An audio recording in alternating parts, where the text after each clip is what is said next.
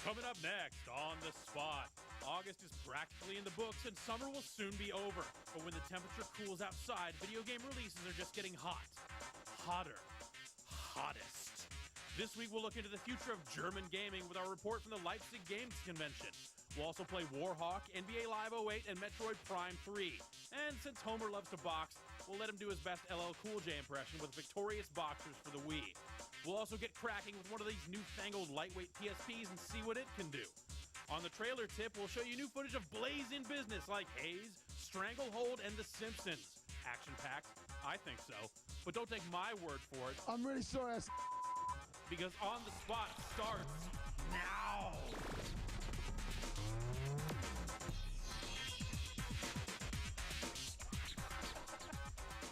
That man cursed. That's not cool. What guy was swearing? That guy from The Thing, man. The guy from The Thing? The guy just a minute ago. That was decidedly not cool. He's usually a nice guy, though. Yeah, I'm sure he's a fantastic guy. But regardless of all that, we are here. This is On the Spot, GameSpot's weekly live show, where we talk about video games that aren't out yet, show some stuff that is out yet, and generally have a good time. I generally have a good time. Yeah. I'm Jeff Gerstmann. He's Ron Davis. It's true. And that stuff that we were seeing, we weren't there for that. No, we were not there for that. We actually did not have a show last week.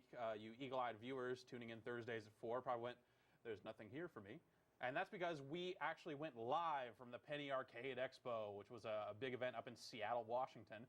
And it seemed like it was a pretty big party. Yeah, absolutely. I mean, it seemed like there was, it was a good stuff for actual game players. It wasn't so much a press or media event. Yeah, this was like a big open to the public event. Like you pay to get in, and they had like, Rock Band was there, Halo 3 was there, Metroid was there. Just all these big games. Yeah, yeah. Before they're out. It seemed like definitely a good thing for fans, and it's interesting to see kind of the grassroots nature of the PAX and how that's kind of come together over the past few years. Totally. And then, they had their big competition called the Omegathon. Right. Where they whittled the 20 people down to 2 and had them face off in a variety of games. They played Jenga. Regular Jenga. And then the final round was, surprise, surprise, Halo 3. They got to play some new maps. And, yeah, so that's a pretty crazy cool thing. I guess the winner gets like $5,000 and an all expenses paid trip to the Tokyo Game Show. That's awesome. Which is going to be our next big event coming up here. But there was also an event in Germany. That's right. Last week there was also the Leipzig Game Convention 07, GC07. GC07, which every time I see it, it makes me think, there's a new GameCube? Yeah, that's exactly the exact same thing. Yeah. Another big game convention, biggest one in Europe, and all sorts of. We had a huge crowd number one there. in Europe. Number one in Europe, baby. That's it. Yeah. Leipzig. Leipzig. Dude, I'm going with Leipzig. I'm part German, so what I say goes. And we've got on the show later today, we'll have stuff for give you a little taste of what we did at both Leipzig and the Penny Arcade Expo. For sure. And then also this week, just not too long ago, Halo 3 is now gold. Went gold. Halo 3 is finished. You can buy it right now. It's in stores. Go. No, it's not, no, Jeff. It's not in stores. Because it's still like a month away. Because now they have to print the hojillion copies of the game that they're going to need to have available at launch. Is that going like everywhere? Hojillion, yeah. I think that's the official number. But I mean, is that going out everywhere? Like worldwide? Is that worldwide or is that U.S. only? I don't know. But no, September 25th is the official U.S. date, and that's going to be, a big day. Yeah, absolutely. Yeah, and they're really pulling out all the stops to promote this thing, doing all the stuff you would expect to see from like a movie, with not only the game coming out and of course the huge marketing blitz behind that, but they've done a lot of product tie-ins. Oh yes, there are, sir. Not only are they doing, there's going to be a Halo Pontiac. There's some kind of Halo. That sounds like a really good idea. Yeah, totally. Hopefully it'll be a Warthog. 7-Elevens, there's Halo 3, there's Master Chief all over the damn place. Yeah, you can like pre-order the game there, which they don't sell games. That's crazy. I'm totally going to do that. I'm totally going to do that too. That's so weird. But then on top of that, there's Doritos and some other stuff. But then there's also... crowning achievement of all of this marketing is the Mountain Dew Game Fuel. We went out and found a bottle of this. It's Master Chief's Mountain Dew. I don't know. It's dew with an invigorating blast of citrus cherry flavor. We're actually going to be doing a little taste test. We're going to get some of the GameSpot crew out here. You've had some. I have had some. I've had some. But we're not going to talk about it right now. We'll save that for the end of the show. We're going to save that. We want people to come in fresh. They're over off camera waiting to come on and drink some of this. And we're going to hold off on that. Are we? So that's what's going on right now. That's pretty much what's going on. You know, Leipzig had its share of events. The Metal Gear Solid 4 trailer. They showed some new stuff there and some other exciting new games. But it definitely wasn't as big as E3. So there was, you know, a pretty good variety of stuff coming out of there. Cool. Yeah. Pretty awesome. Do we want to keep rolling here? I say, why don't we set it off? Okay. Why don't you go head over to the other set, and we're going to kick this show off right, baby, where we are going to talk about such action as the Warhawk, as well as the new Slim PSP, which Ryan is going to head over and check out right now. Now, this PSP is going to be coming out pretty soon, and we actually managed to get a hold of one early.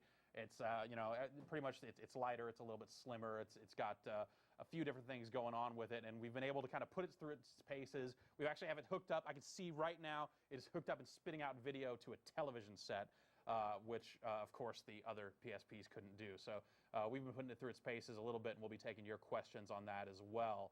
And right now, we're going to head over and look at Ryan, who is looking at this PlayStation Portable. Here it is. This is the new PSP. It kind of looks like the old PSP, as you can see here. It's silver. We'll do a side-by-side. Yeah, yeah. And as far as width goes, I think the thing that's kind of shocking, you see this, it doesn't look that much different as far as the size goes. Yeah. But weight-wise, hugely different. Like it's much lighter, and even though it's not that much more slim, you notice it when you're holding it. Just like you know how on the sides on the back of the regular PSP, it's kind of got these little humps to it. It's much more flat. It's just kind of straight across here on the back. And they've got a slimmer battery in there. I think that's how they're able to pull that off. They have a slimmer battery, right. But apparently you won't lose any battery life. In fact, if you get like a wider battery door, you can put the old battery in there for extra juice. We've done that. We've tried it out. It works. It's weird. It doesn't actually, like, the battery just kind of clicks in, so you don't even need to have like the door on it or anything. Oh, weird. But yeah, it's kind of cool. Although the hugest thing about it, right, in my opinion, is that it now has video output. You see, we've got this cable hanging out of it. Yeah. You see, there's nothing on the screen here.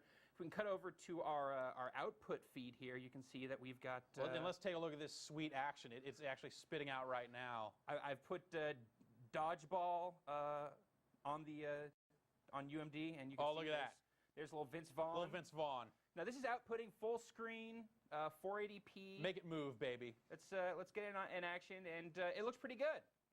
Yeah, I mean, for like a compressed disc spitting out to a big screen. Of course, people watching at home are going to see all kinds of artifacts because it's the internet, baby. Sure, but from here, take our word on it. The film looks good. It doesn't. It's not some big HD quality. You're not going to confuse it for Blu-ray or the HD not. DVD. But it definitely looks better than I would have thought that a UMD video would look blown up to full screen. Now, you should probably stop showing this. I have a feeling we're breaking the law. All right, that's about all that we're going to show then. So can't show you all of Dodgeball at this time. We've also got games. Which, yeah, we're gonna show a few games. I understand you've picked out a few. I've got a couple games. I'm going to let you. All right, let's take a couple of questions here from the audience. Of course, we do have a form on the side of the page. If you're a subscriber, you can fill out that form and send us some questions on topics of your choice. Just make sure those topics are what we're actually talking about, or else we just won't take them. And we're going to start with Brian in Ohio, who wants to know, is it more or less comfortable to hold for extended periods than the original PSP? I can't speak about that because I haven't held it for extended periods, but... it is lighter. It does feel better. I like it immediately. It definitely feels a lot more comfortable right off the bat. I think over extended periods of time, it'll prove to be I would better. agree with that assessment. Also, there's other facts to consider that just the buttons seem more raised on it. Oh yeah, the buttons feel really different. Yeah. Let's take a look at those buttons. You can't really see anything. I mean, they just kind of look like buttons from here, but. So it doesn't look so different. It doesn't look so different. That was something that really struck me when they first announced it. I was expecting it to be, dramatically different looking, like a huge difference, but it's really just, the same PSP but slimmer and lighter, and the buttons feel better. So now you're running a game. What gem have you popped in? I went ahead with Afterburner Black Falcon. Great. PSP here. Outstanding. If we cut over here now, we'll jump into the game real quickly. You can kind of see what it looks like. Now I'm told, I don't know if this is entirely official, but you saw the the Blu-ray, or not the Blu-ray, the UMD movie we were watching was running full screen. Games apparently, when you output them like this, won't, is what I'm told by our hardware guys. It'll only output in this window here. That is, I'm going to call that unfortunate. I will agree. Although that's other upsides here, you can now charge through USB, so you don't have to have the separate charge cable. If you've got a USB cable, plug it into your PC, which are, if you're transferring, music or your movies PlayStation 3, or your PlayStation 3, or any other USB-enabled device, I guess. And then on top of that, games will load faster, right? Games they put will some also caching load faster. in there. It's got like 32 megs more memory. That's a lot of memory. That is a lot of memory. So I guess there's going to be new games that are going to come out that are going to take better advantage of this, but also the hardware guys have done tests. You can find all of this information in our PSP Slim hardware feature, which just went up. Older games load a lot faster a lot of the times. Like some of the games are loading in half the time. Wow. So there's definitely dividends there as well. So let's take another question here from Bobby Cronin in Downers Grove, Illinois, home of the genius sleeping Lenny Poffo. Does the Surface still show fingerprints like on the screen? Get your mitts on that thing. What happens? The screen totally still prints up. Okay. But I see. Okay, we were looking at this you're over yesterday. there munging it up right now with you your dirty hands. If you want to zoom in on that. Oh, look at that. Oh, what have you done? I've crapped up that screen real bad. We're going to have to spray that thing down now. Way to go. However, it seems like at least this is the silver one. It's also coming in black and white. But the silver surface outside of the screen doesn't seem to show smudges like the other one did. So that's good. Cool. It's also kind of the like the front of the old PSP had the kind of shiny silvery surface on it, and Piano on the back black. was this flat matte. It's all the same on the Slim. It's all the same kind of treatment. So that's a little different. And then the door just pops open now. You don't have to have the little spring-loaded thing. There's actually the little LAN switch is on top now instead of on the side. Okay. And you just pop that open like so. All right, let's take one more question from Lawrence here in Cleveland, Ohio. Wants to know, what system version will the new PSPs ship with? That's 3.6. It's 3.6, yeah. So it'll have a new firmware on it, and that'll probably allow for all that other crazy stuff. So when can we expect to see this new PSP? They're shipping it in all kinds of different versions, right? They're shipping a black one, a white one, a silver one. Yeah. I don't know what the release date the silver one's coming out first with Daxter, so if you already have a copy of Daxter, you're kind of messed up with that, I guess. I'm told September 10th. September 10th. All right. Look for it, and they're just phasing that in for the old SKU. And get rid of the other ones. So get rid of the old one. Here comes the new one. All right. Thanks, Ryan. Thank you, Jeff. Right now, we're going to take a look at a new trailer for The Simpsons. EA is a game based on, The Simpsons.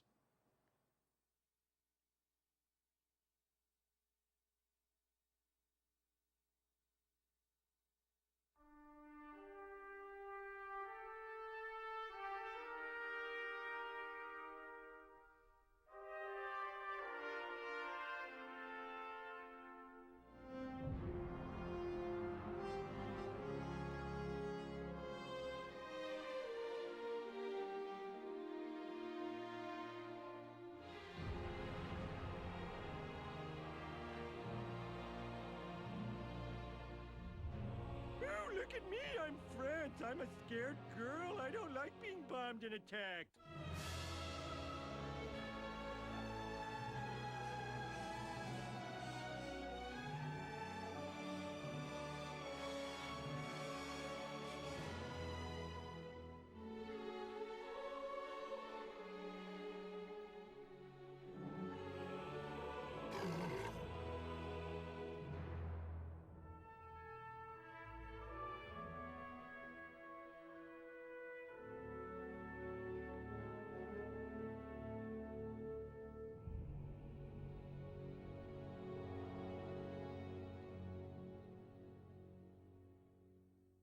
And that was the Simpsons game coming soon.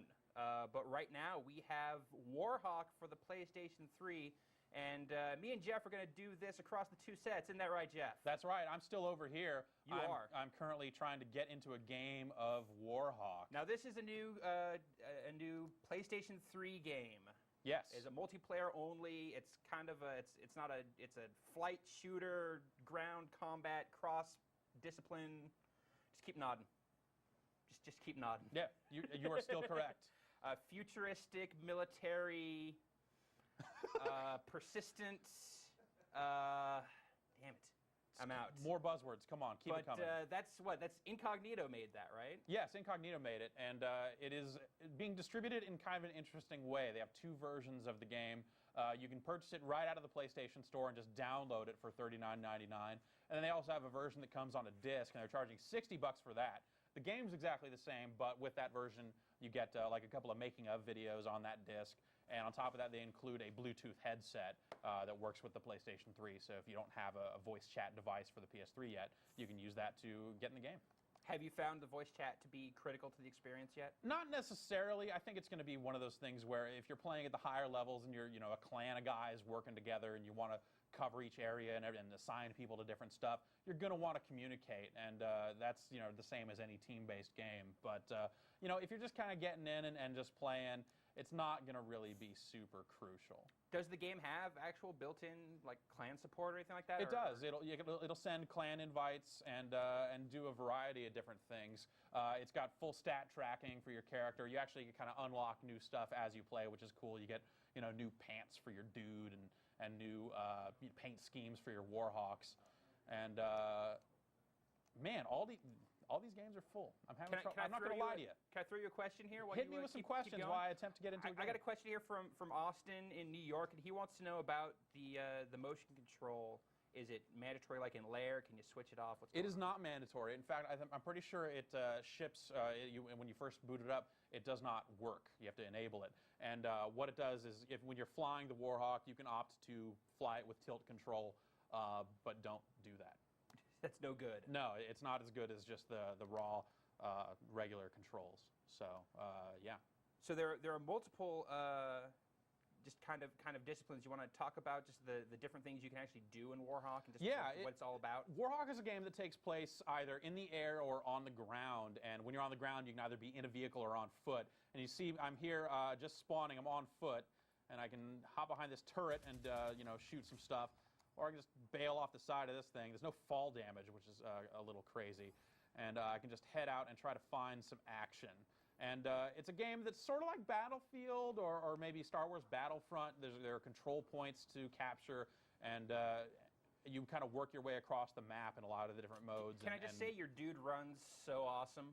The running animation is really nice. I do like it quite a bit. Now I'm running up on this base here. Now it has not been captured yet, and I'm going to be able to just kind of capture this flag, hopefully totally unopposed. I got a question here from Mike in Denmark. Okay. He wants to know what the headset, what the sound quality is like. If it's better than the Xbox 360 as far as chat goes. It is pretty much on par with Xbox. It doesn't seem, it's not super great quality, but it definitely gets the job done. Now I'm rolling up in this tank here and rolling onto the next base after capturing that one. You see there's a little air combat happening here. I can try to shoot him with the tank, but I've only managed to actually do that just once, so it's not really. Now staying with the chat topic here, I got a question from Matt in Missouri, and he wants to know. I'm sorry, no, this is from Pascal in the Netherlands. He wants to know if you can mute other players. Mute other players? I do not believe so. The chat controls are pretty bare bones. It's just you can chat, and it's push to talk. You hit L3 to talk and then to stop talking. So that's pretty different from how all the Xbox games work, where you're just kind of have an open channel at all times. Now, what do you personally think about the multiple release format for this? Do you think this is viable for other games in the future? Do you think this is kind of them testing out the digital distribution stuff? I think it's a pretty interesting way to do things. I mean, they definitely have made some options. If you don't really care about things like playing the game on a disc, then it's just whatever. You download it and you're good to go. But if you do care about having a disc and you want something to put on a shelf, or if you don't have a headset, that's actually a pretty good deal to get the package on disc. Also, with the disc version, you can bring it wherever you want to go. Which with the download version, you cannot. Now, the other thing that I find that I think is going to be interesting to see how it plays out, since this is being released in both formats, is what's going to happen to the price point of the downloadable version when the retail version starts getting into the used game market. Like if Sony's going to have to react to that or what. I don't think that's really, we haven't really seen anything on consoles happen like this where it's both downloadable and a retail game. So. That's true. That will have a pretty, I would think it would have a pretty serious impact on the price of the game. We'll have to wait and see, you know, as that happens, like what's going to happen when if Sony does decide to react to that or not. Now, I don't want to tell you what to do here, Jeff, but get in a damn Warhawk I'm looking already. for one, and there's one right here. I'm going to hop in. It's not called Run-In Guy. So the Warhawk can hover and it can fly. It converts between the two forms, and it's pretty useful. You can, you know, hover over certain targets and you know, take out ground targets when you're hovering, or you can get in straight up dog fights. I use the right stick. I can do these rolls and flip around. And that's pretty awesome for when you're trying to avoid missiles and stuff like that. So I'm locking onto this guy and firing off a couple missiles at his Warhawk. He's in hover mode, so I'm going to try and see if I can just slip behind him here. Oh, he got blown the hell apart. He is blown up. Yeah. He got right there. Air dominance is pretty key in this game, but at the same time, the Warhawks are not invincible. There are a lot of turrets on the ground that can shoot you know, homing missiles that are pretty hard to evade, and that can really ruin your day in a Warhawk.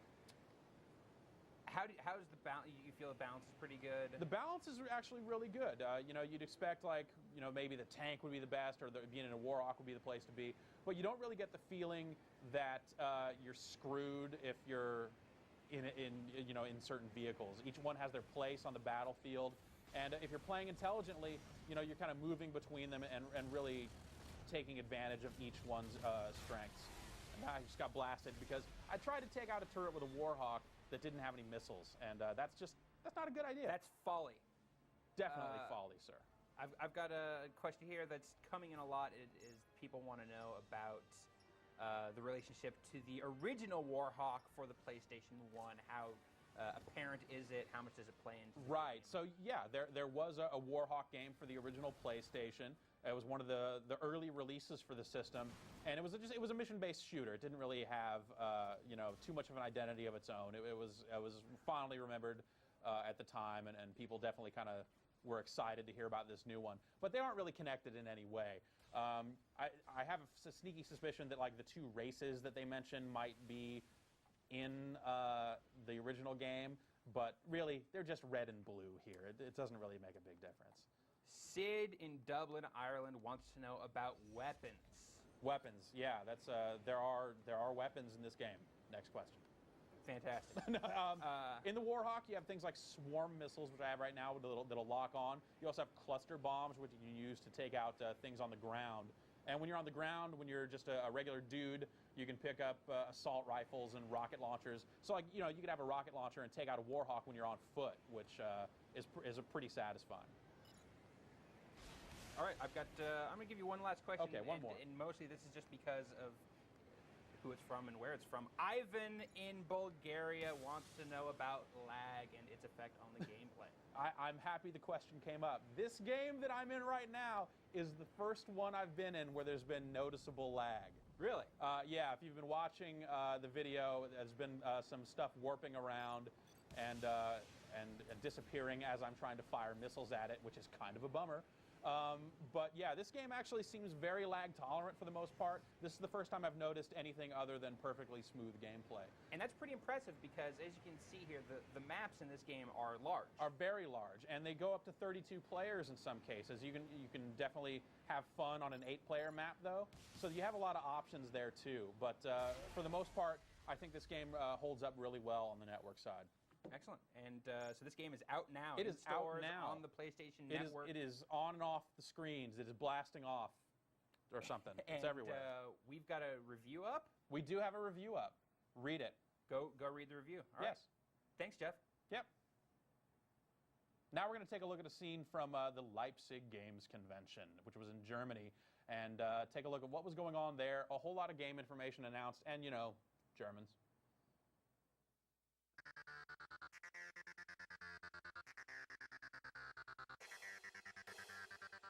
Located in the historic former East German city of Leipzig, the Games Convention is Europe's premier event when it comes to gaming. Attracting over 200,000 attendees every single year, the Leipziger Messe opens its doors every August to exhibitors, press, and gaming enthusiasts young and old. And with the attention of the booming European electronics entertainment market, all of the biggest players in the business are on hand to show their offerings for the upcoming holiday season.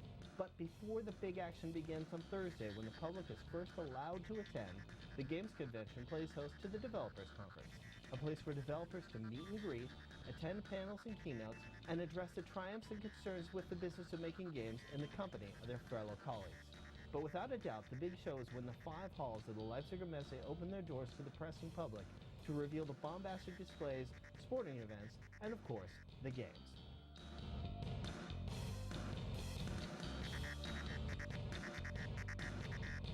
Highlights of this year's show include plenty of public hands-on time with many of this holiday season's top-shelf titles such as Halo 3, Crysis, Project Gotham Racing 4, Gran Turismo 5 Prologue, Haze, Guitar Hero 3 Legends of Rock, Rock Band, Wipeout HD, and many, many more.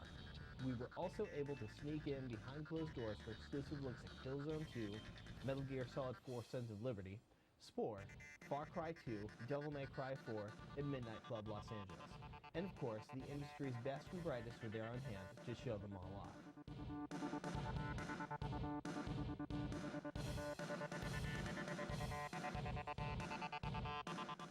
There's plenty to see and do beyond the exhaustive list of games at Games Convention.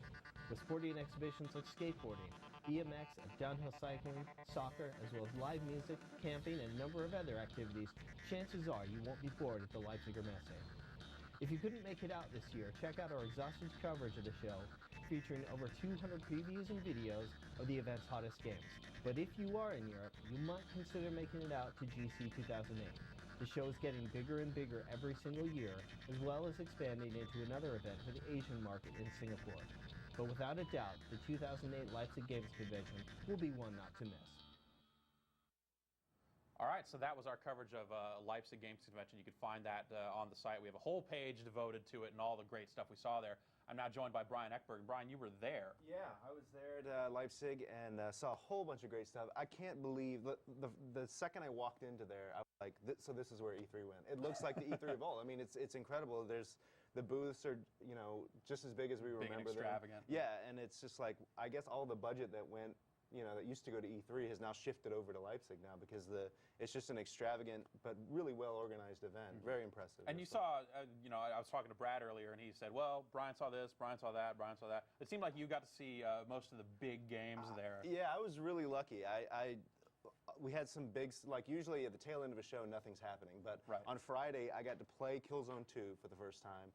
Got to see a Gran Turismo 5 presentation by Kazunori Yamauchi, and got a great demo of Little Big Planet. So 3 really big Sony games that we saw on Friday literally at the end of the day. So everybody else was like packing up and getting ready to go. And I'm like, I gotta write, and the video guys were like, we gotta go cut videos. So it was kind of cool because there was a lot of stuff hitting at the end of the show. But that's just the way it worked out. But you know, there wasn't a lot. I wouldn't say there was a lot new at the show. But there was a lot of big games that were there. And it seems like there was more depth to some of that stuff. Definitely. I mean, we got extended time with most of these games. So it was really cool. But you're not here to talk about that. No. You're here with basketball. This is EA's NBA Live 08. That's right, yeah. So we're going to take a look get straight away to the game. Now, everyone knows that the Live series has been sort of up and down in the last few years. And just talking to the guys who've been making this game, it's developed out of EA Canada, they're really sort of trying to focus on gameplay.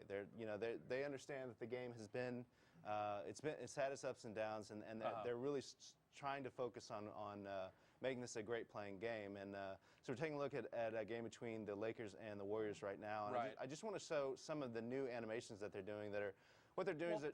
Before we get into that, why don't we talk a little bit more about kind of where this series has been. You know, you say it's been up and down over the past couple of years, but really, it's been mostly down. It's been down. I mean, pretty rough transition to the new generation of consoles. Yeah. Now this one definitely has the looks, but you know, so far, you know, the changes they're making, does that seem pretty major? I will say, in terms of animation and things like that, you can tell that they're working pretty hard. Okay, let's see some of these new moves. So there's a lot of different things you can do in the paint, and just the older live series had what they called freestyle superstar moves. Yeah. And they sort of still have that, but it's they transferred a lot of it to the right stick, so you can do a lot of different and special moves. But just by moving the right stick, it's actually pretty easy to do. But what's interesting is that not all the players can do this. So I'm going to try to show some of Kobe's moves. If Biedrins will actually take a shot and not just stand there like he does in real life. But yeah, nice shot. So but everything is controlled with the right stick. So I've got Fisher here, and I just flick the stick, and you can see he's making little moves. But I want to get the ball to Kobe, and he has a fadeaway shot that you just pull back on the stick and then hit the shot button, and you can see he kind of faded away with that shot there. And only a few guys can do that. So they're trying to get the game, at least from an animation standpoint, to feel more like real NBA players. And they're really differentiating the players a lot more with this stuff too, yeah, right? exactly. I mean, like I said, some of these guys, if you try some of these moves with your standard off the bench point guard, he's not going to be able to do these kind of things. One other thing, if I can get the ball back, I want to show you some of the new post moves. So when you're down low in the post, they've got some new moves. All you got to do is let me get it to Odom here, and just back in, back the guy down, and well, he's tied up. So defense is tougher too. That's actually kind of cool there because they double teamed him because they knew he was coming. Nice. But so yeah, I mean, you can tell that they've worked on things.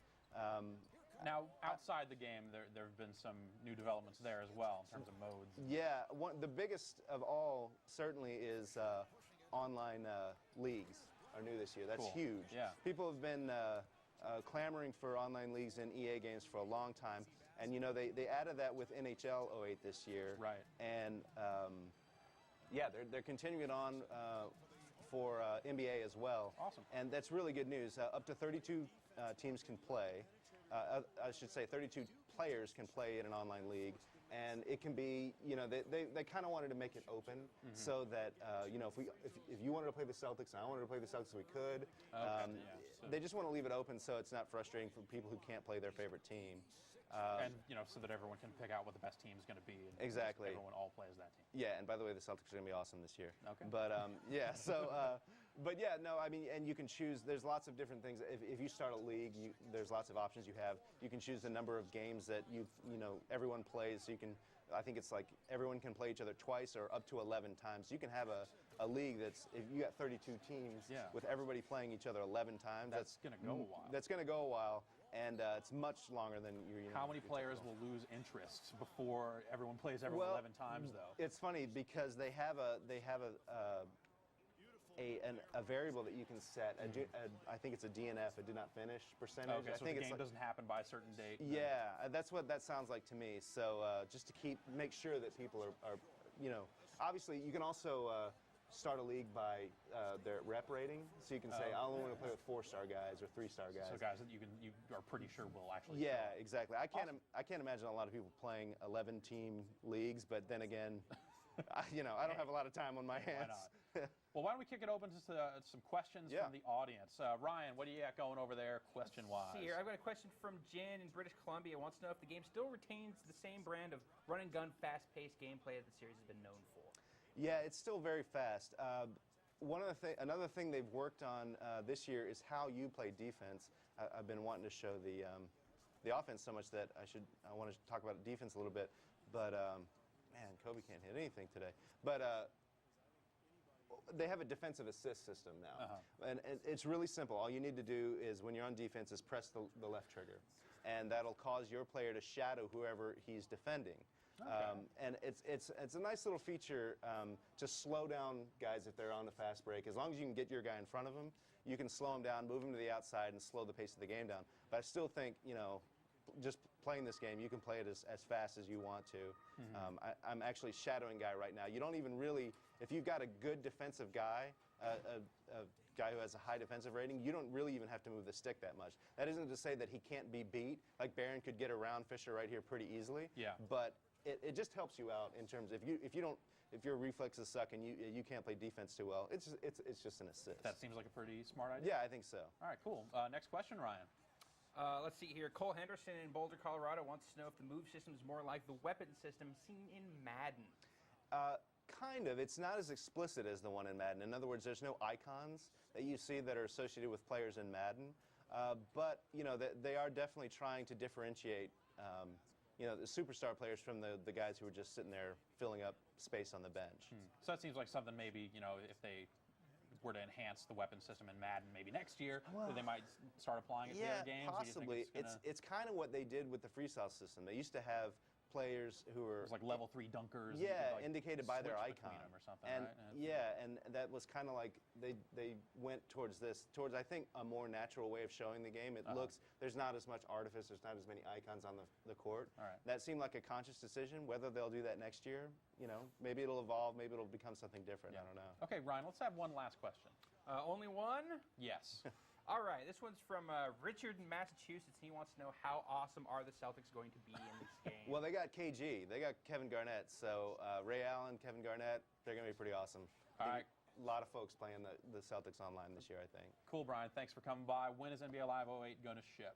Early October. Early October? Yep. That's pretty soon. Yeah, right around the corner. All right, cool. Well, thanks for coming by. Right now, we're going to send it out to tape from the Penny Arcade Expo. We were there broadcasting live, and we also managed to shoot some of this stuff along the way.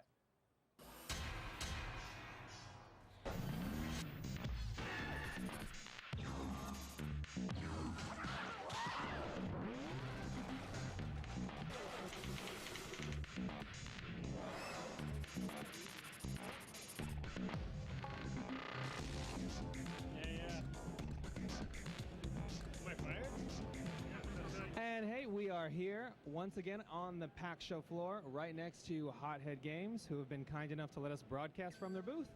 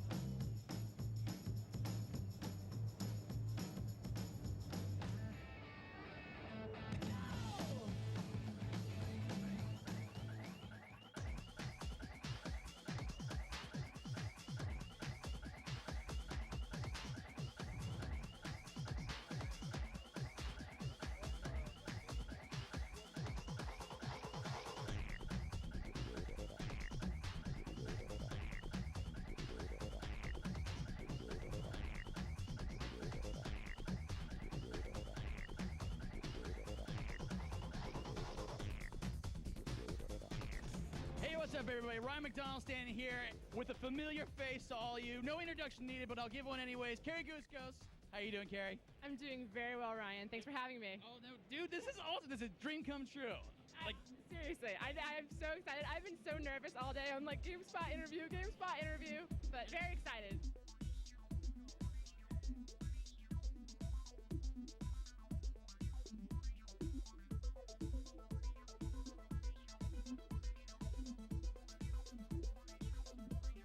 Excuse me, sir. How you doing? I'm Ryan from GameSpot.com. Do you mind if I talk to you for a moment? Sure. What's your name? Dane. I'm sorry, again? Dane, like Dane? Denmark. All right, so I have a question. I see the kill, Star Wars lightsaber. What exactly are you dressed up as, sir? Myself on a regular daily basis.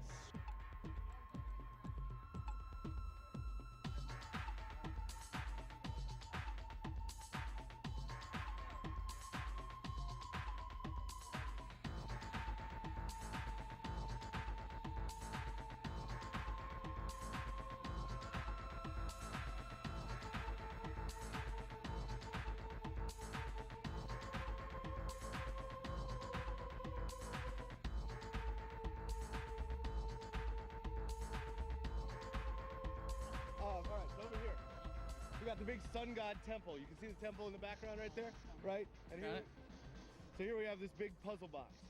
And here's the crazy sun god.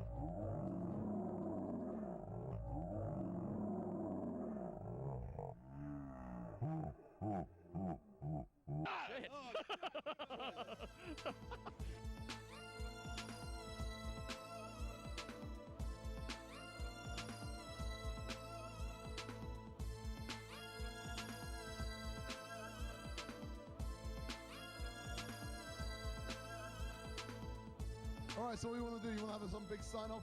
I think so. Yeah, you want to say goodbye to the folks at home? Is this live? This is straight up live right now. No way! What happens if I swear? They will hear it. What's can I use swearing? It's the internet. There's no. Pretty much, yeah. It's totally awesome. And like this PAX thing is so crazy anyways. It's like. Can I say like That'd probably be bad, but. Yeah, Ryan. Yeah. I think there's a woman behind you that killed me, by the way. I'm really sorry. I'm really sorry. Do you have any of this cool Haze t-shirt? Oh, what? I think that's it from Seattle. I'll take it back, totally. Cheers, Ryan. I think, all right, excellent. Bye, Haze. You won't be disappointed. On Right my on. mother's honor. Right on. Hey, thank you so much. Seriously. All right, man, you take it easy. All right, totally. Come back. We're in the wrap-up sign, as you might imagine. And so we're going to say that's all from Seattle today. You're going to get better situated. And that was PAX. You can find more coverage of that on the site. Uncensored coverage. Uncensored. Is it really uncensored? That's what I was told. Okay, so you can actually hear all of the horrible things that man was saying. I think where that guy's from, that wasn't a curse. That's the weird thing. Yeah. But if he'd said bollocks, then we'd have to bleep it out there. I think that was just like a hiccup. Like that's what it sounds like over there. Anyways, joined now by Kevin Van Orden. You've brought along Metroid Prime 3 Corruption. I did. Latest in a long series of somethings. What's going on? What's Samus up to now? Samus is up to a whole bunch of stuff. Okay. She's joined by her fellow pirates. There's some stuff with a virus going on, infected. Are there Metroids? There are Metroids in Metroid Prime Corruption. Yeah. At this point, we're trying to put together some bomb components, but I thought it would be also a great chance to show we're not looking at the beginning of the game. We're not. Deep This into is this already. This is close to halfway through here. Okay. So we're on spoilers. Yeah, I'm going to try to avoid spoilers if I can, in terms of story anyway. So we got some bad boys scan here. anything. So we can we can definitely scan something real quickly. First of all, as far as the controls, I'm using the advanced control scheme, which I don't know why anybody would even use the other two that are available. This is really intuitive. As you move the reticle towards the side of the screen, it starts to move your view. So you're pointing with the Wii remote. I'm pointing with the remote, and that's giving you your aiming. Exactly. And then as you get to the edges, it just turns your view as well. That's exactly right. The other control schemes, you go all the way to the edge before you turn. Okay, so this is a little bit more natural and. It is very natural. I really like the way the controls work here. And then just general movement with the analog stick on the nunchuck. Exactly. So we're going to use the screw attack to hopefully get all the way across. And so people can expect all their favorite Metroid power-ups here. You can. Or, are we getting new to spoilers there if we talk Well, about there is some new stuff here. At this point, I've already earned a power-up for my arm cannon. So this is actually shooting plasma here. So I can lock onto these guys by pulling the Z button on the nunchuck. They go down pretty easily, though. How is, the last two Metroid Prime games were not really first-person shooters, in the sense that there was shooting, but it was all, lock-on stuff. It wasn't, it was more about the exploration. How does that maintain in Corruption? There's still a whole lot of exploration. I would say that in terms of how it's spread out, there's definitely more shooting here. However, there's still quite. Those guys are just better left without even trying to do anything to them. So we can go ahead and scan something here. This shouldn't spoil anything. So to pull up the visors, I'm going to hold down the minus button and choose visor. Well, you know what? Let me just get rid of these guys first. I was going to say, you're getting shot, dude. The one thing I will mention is that you can take quite a bit of beating. This is the default difficulty here, and it's pretty easy. There's really nothing hard about the standard combat. All right, so let's scan this thing. Let's go ahead and scan him. I'm going to hold Z to do that. And what we've done here is we've decoded an info robot there, so we can go in later and see all the information. It'll give us some backstory on what's happening on the planet of Elysia. So is that generally how? I mean, that was kind of the storytelling device in the previous Metroid Prime games. Is that maintained here? It is, but you do get a lot more just straight ahead story in Corruption. You're gonna get delivered a lot of story elements by mission objectives. Your fellow bounty hunters are gonna talk to you, and they're gonna tell you what's going on. So I'm hoping. Yep, here we go. This guy has a shield, so I'm gonna fling forward the nunchuck, pull it back, and there it goes. Ah, she used a little. I don't even know what that was. Yeah, that's the grappling hook. So there's your grappling hook. That is the grappling hook. You pulled hook. away his shield with the. So is there a lot of kind of interactive stuff like that with the motion controls? There is. I don't think that there's anything here in this portion, but there are a lot of places where you interact with levers, where you push forward the Wiimote, twist, and pull it backwards. It's a little tricky to get the hang of it. You have to time it pretty well, but it's not too bad. When you Now, this is the first time that we're seeing Metroid on the Wii. Obviously, Metroid Prime was on the GameCube twice before. What's your feeling on just kind of the technical comparison as far as graphics go? This is, most of the changes that you're going to see in Corruption are in small details, I would say, in terms of the overall look. It's very much like the other two Metroid games. The things that you're going to notice where there are improvements are in things like, I think the lighting is better. You're going to see a lot more bloom in the lighting than we did before. You're going to see, small things like the way, Samus is reflected off the visors. We've seen that before, but it's more detailed this time around, and hopefully I won't fall. Do you feel the art style carries as strong as it did before? Oh yes, absolutely. The art style is in some ways, I would say, even better this time around. The environments are just as detailed as ever.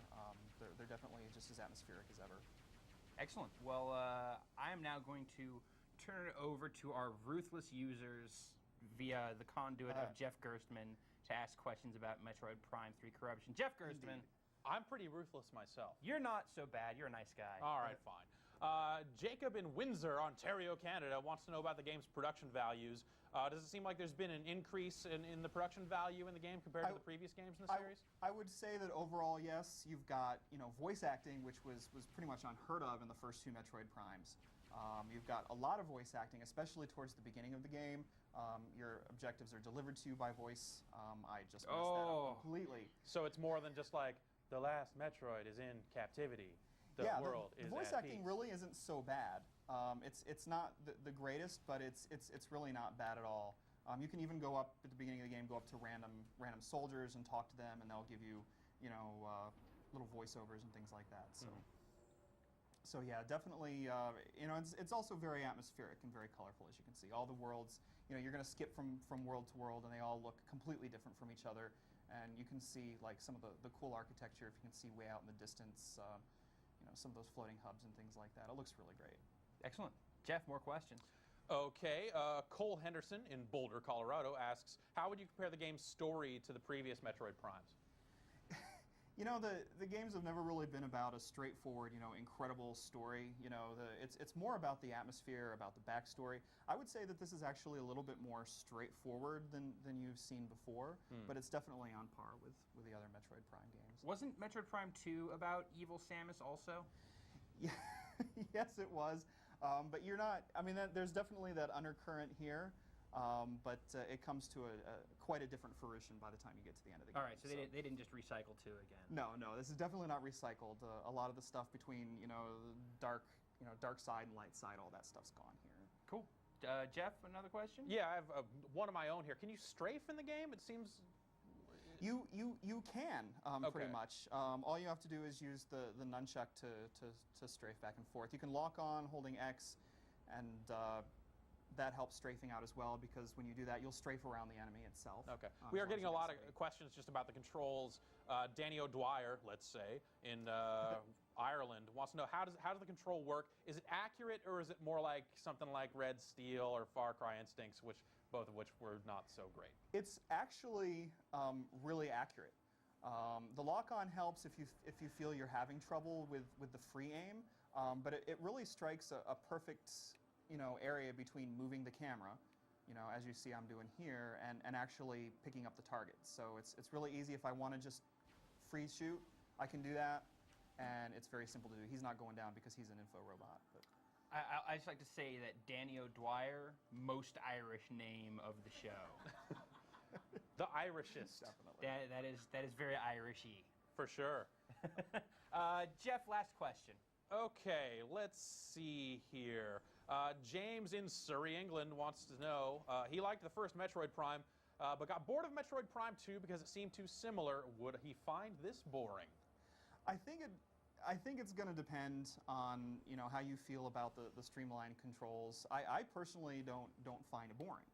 This is definitely not a boring game, and if you were tired of scanning, if you felt like the pace was a little too slow, I think you'll find that the pace is actually picked up somewhat in Metroid Prime 3 Corruption. Excellent. So a little bit faster pace, a little more action oriented. Yeah. And then you've got the novelty of these sweet new, highly accurate Wii controls. Yes, you do. Now this is in stores now. People can go and buy this. Is that right? You can indeed. This was on store shelves as of 2 days ago, Tuesday, I think. Excellent. And we've got a review up on the site. We do. And people can go and check that out after the show. Right now, we have a interview for Victorious Boxers Revolution for the Wii.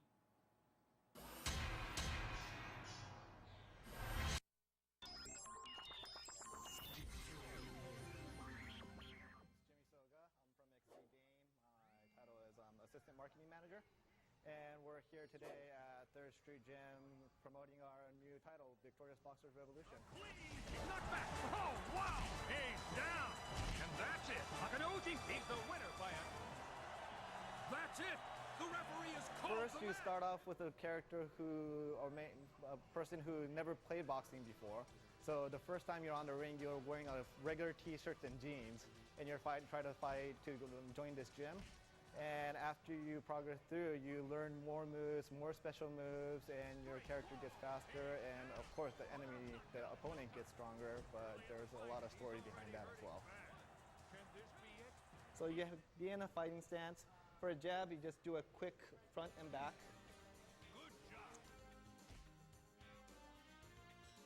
Straight, you do a straight front and back. And for a hook, my tip is to have your elbow 90 degrees and then swing with your elbow. Good job. And same as the uppercut, you have to put your remote down 90 degrees and bring it up instead of going around like a real uppercut.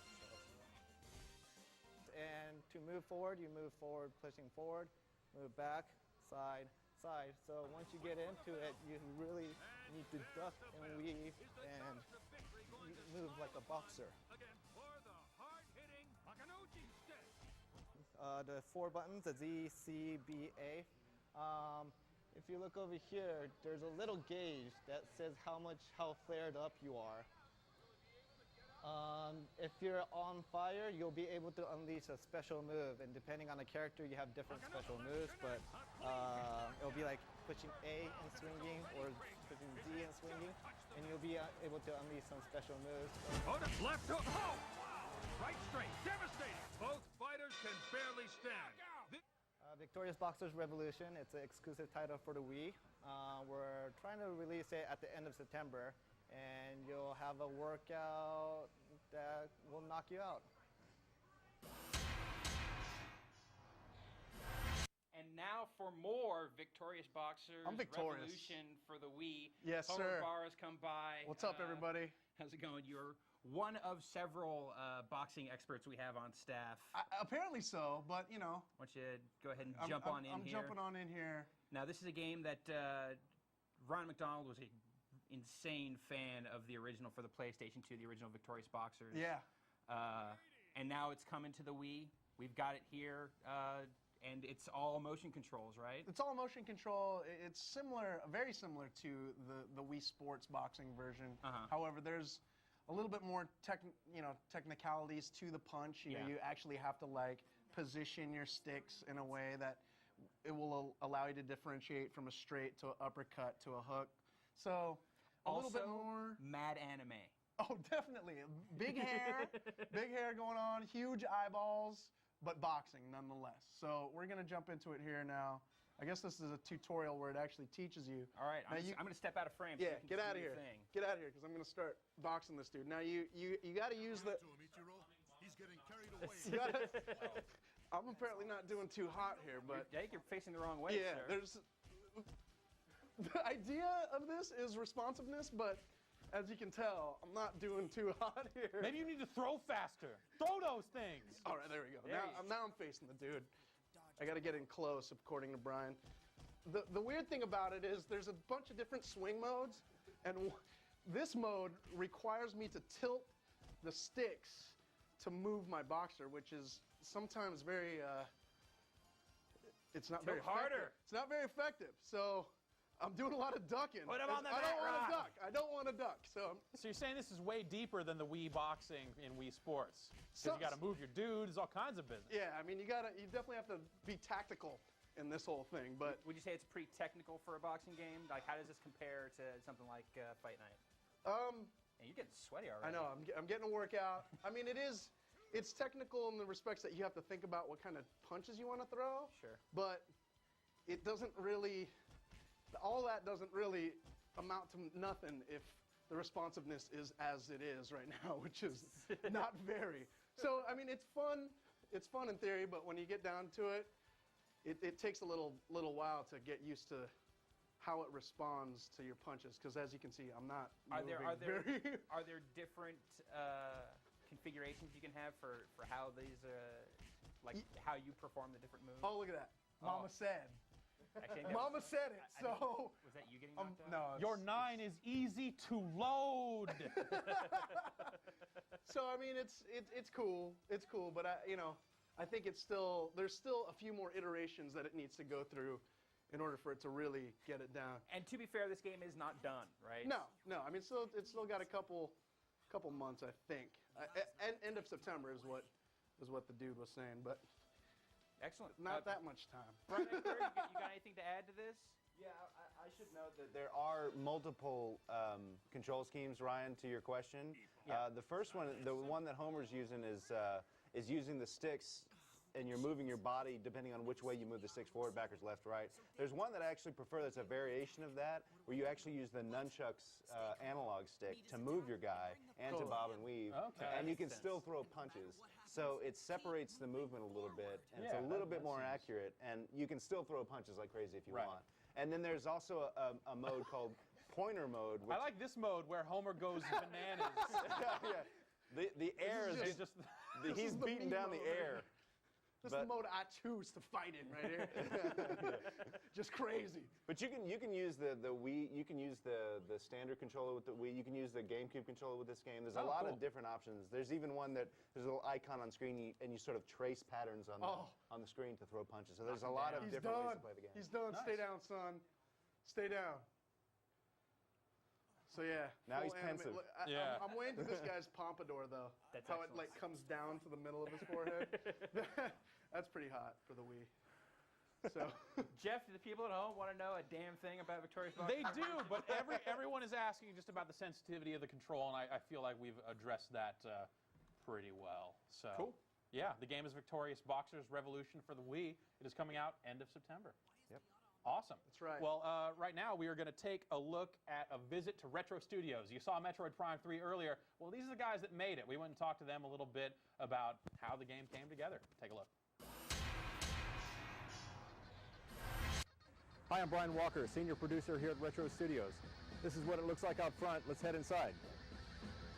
This is the lobby here at Retro Studios. As you can see on the wall here, we've got a lot of hardware that Prime 1 and Prime 2 have brought in for us. With any luck, Prime 3 will be adding quite a bit more.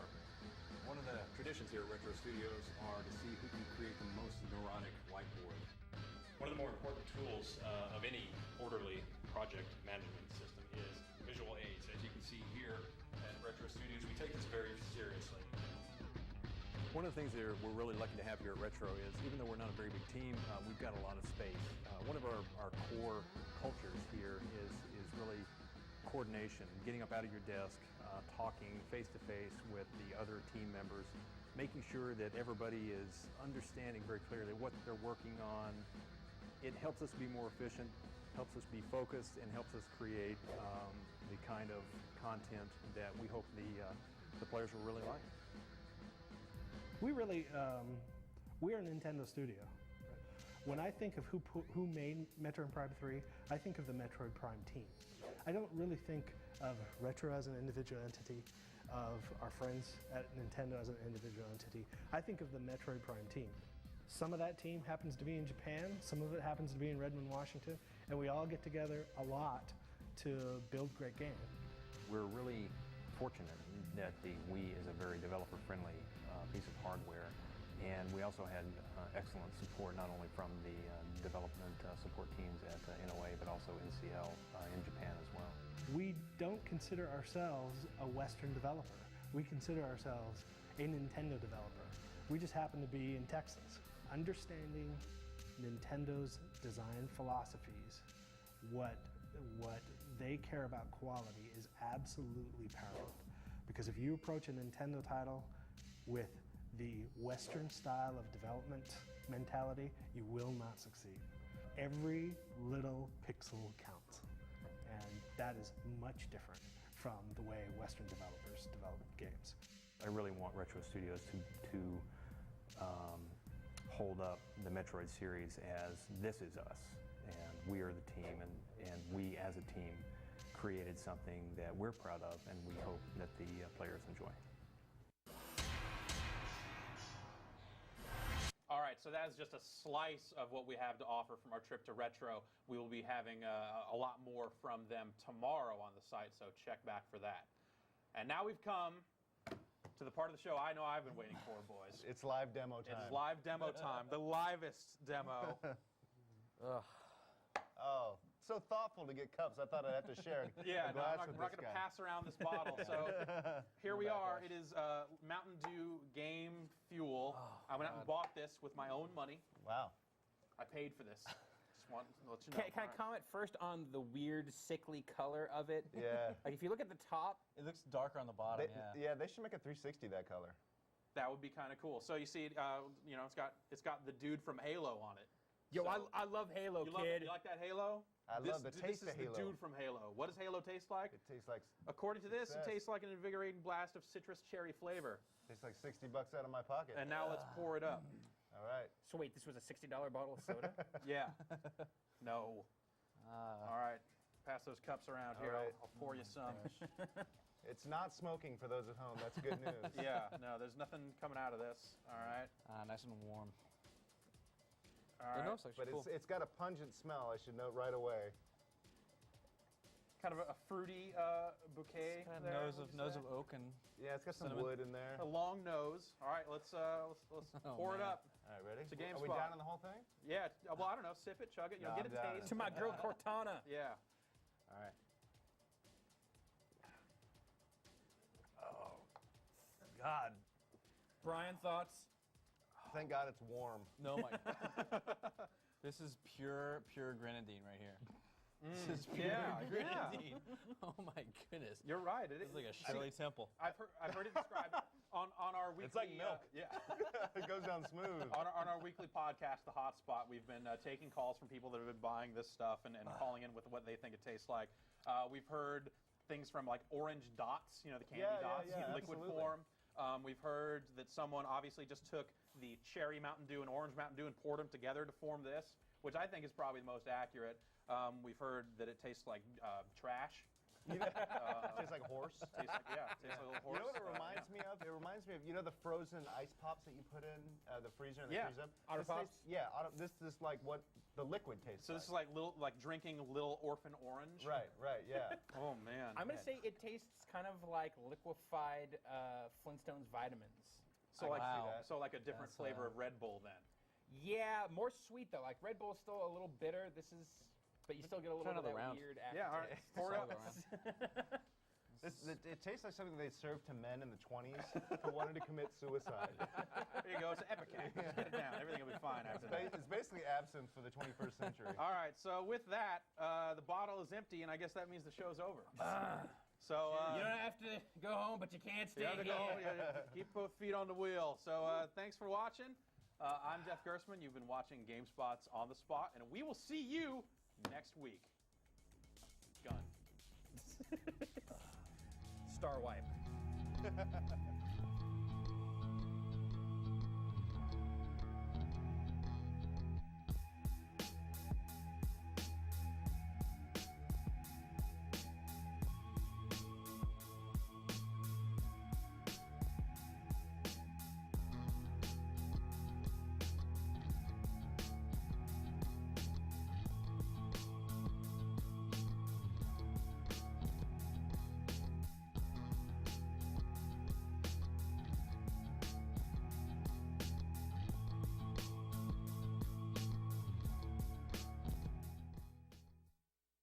Okay, we're back. Star Wipes and all. This is the secret show. Ryan, take your pants off. We're going to party. No, actually, we just want to come back and say, actually, next week we're going to be coming to you from Electronic Arts on Wednesday. And they're having a big studio showcase. They're going to be showing off a lot of games. We'll be there to bring it to you live. All the great action of On the Spot in a different place. Chug that stuff. All right, let's get out of here. Peace.